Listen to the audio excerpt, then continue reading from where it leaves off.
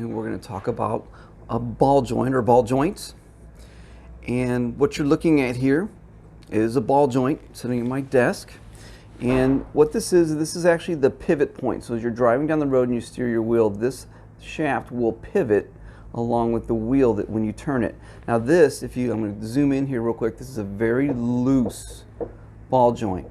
And so the reason that we check for these and that when they go bad, the problem is that this ball joint can actually separate. So they call it a ball joint because there's your ball. It's a joint and it goes in here. It's supposed to be packed with grease and have a nice rubber boot around it. So what you're seeing is some really bad ball joints here. Now I'm going to go out in the shop and show you a new one going in.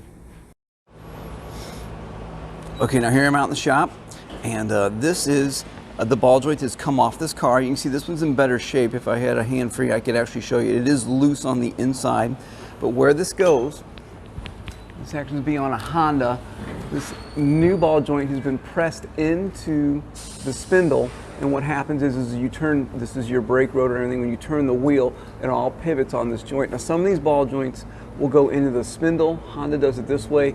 Other cars do it actually in the control arm, which I'm going to do in another video here in just a little bit. But that is a ball joint, and that's why they get replaced, because they get loose, and eventually if that pops out, you have no steering in this wheel, and it could be a really bad and/or fun ride.